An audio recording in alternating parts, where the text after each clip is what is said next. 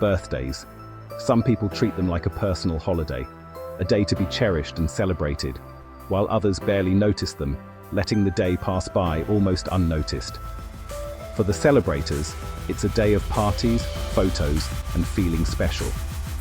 The anticipation builds for weeks, and the excitement is contagious.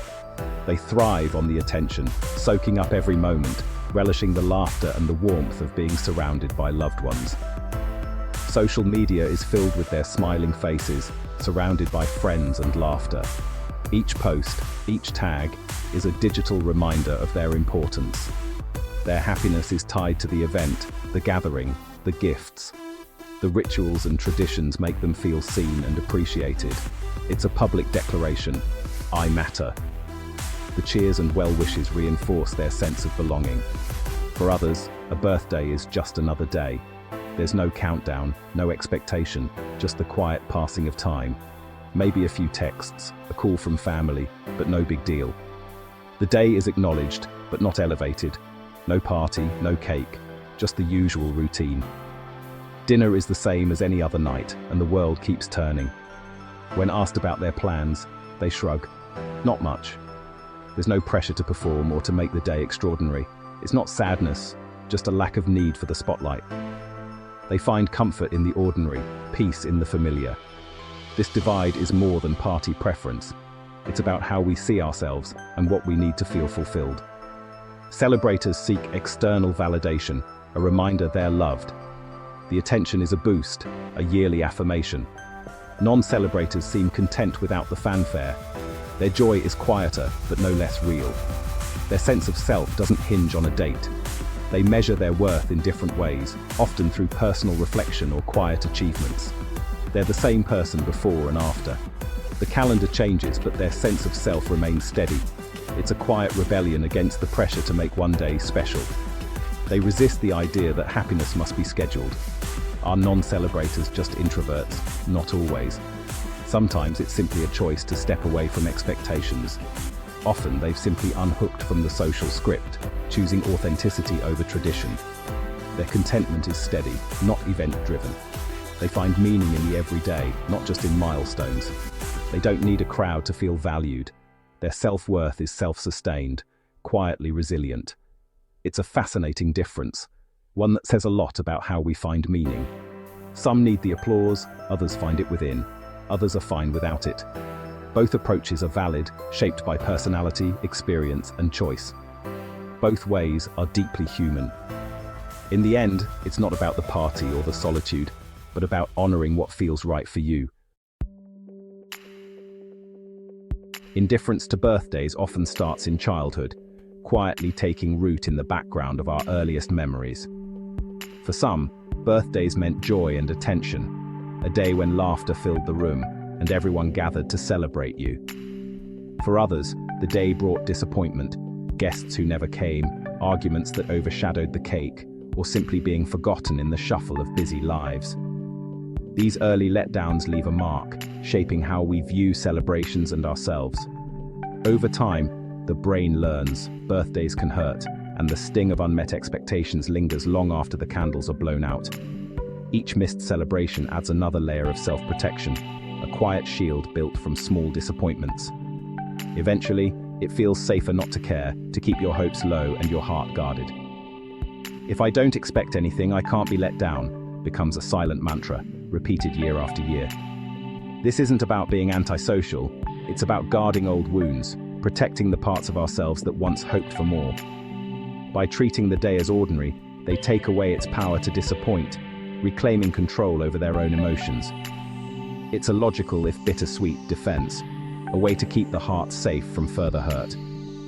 The adult who shrugs off their birthday is often protecting their younger self, honoring the child who once felt left out.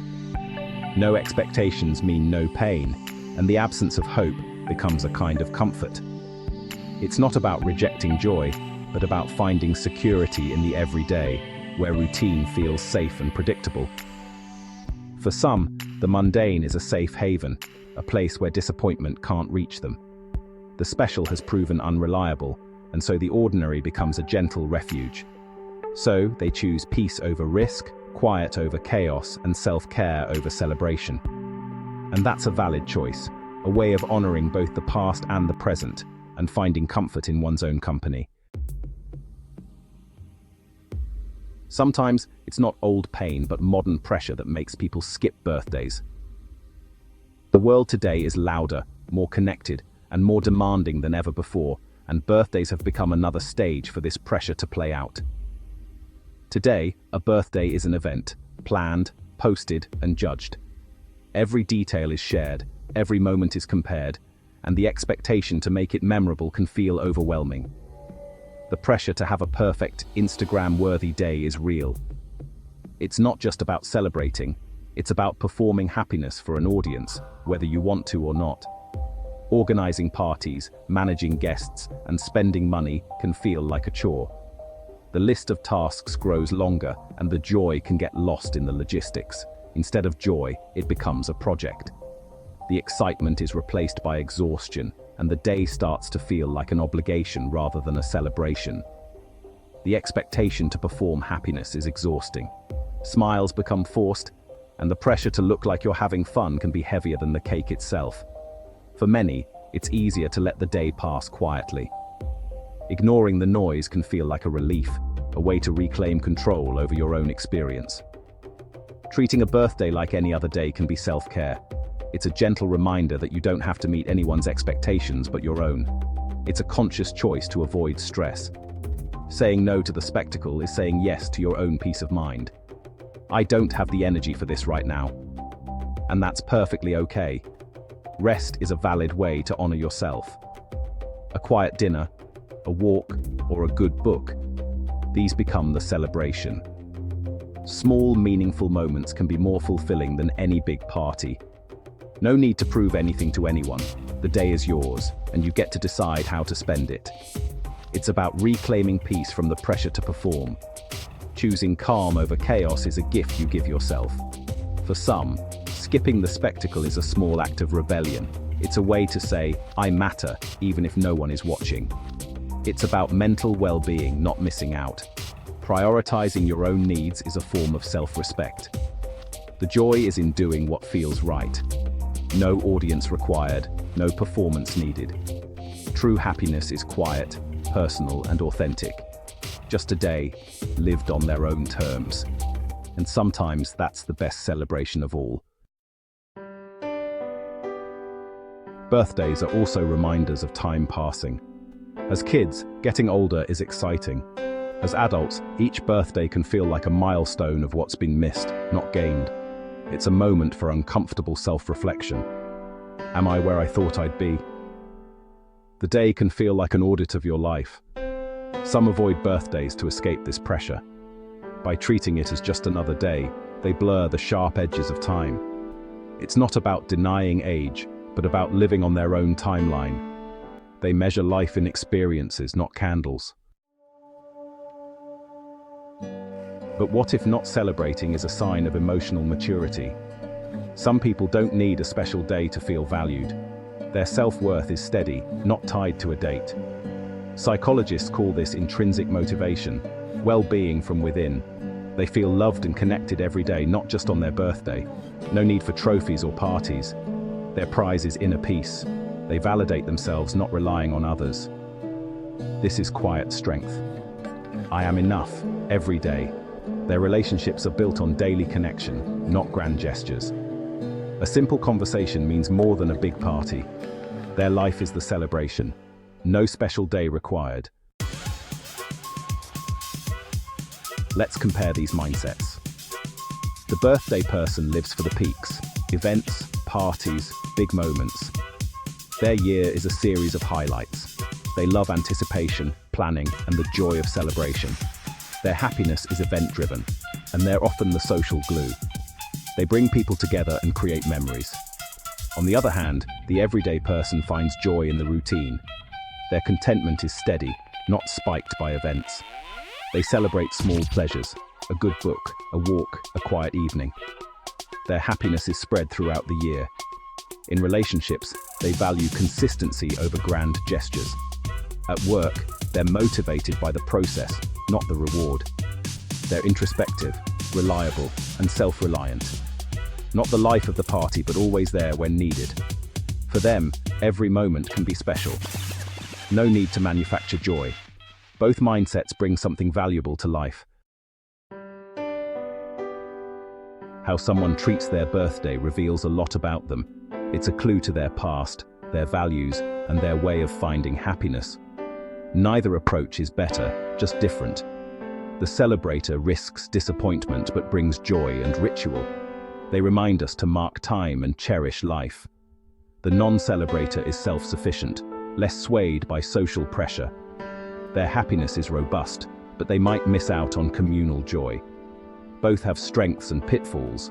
When you learn someone's birthday habits, look deeper. Are they protecting old wounds, rejecting pressure, or simply self-sufficient? It's rarely simple. It's a glimpse into how they manage happiness. Everyone's story is unique. The most important thing? Every approach is valid. There's no right or wrong way to have a birthday. Forcing a party on someone who doesn't want it won't bring joy. Judging a celebrator as needy is unfair. Their happiness is real. The beauty is in the choice. Some need the crown and cake, others need peace and quiet. Both deserve respect.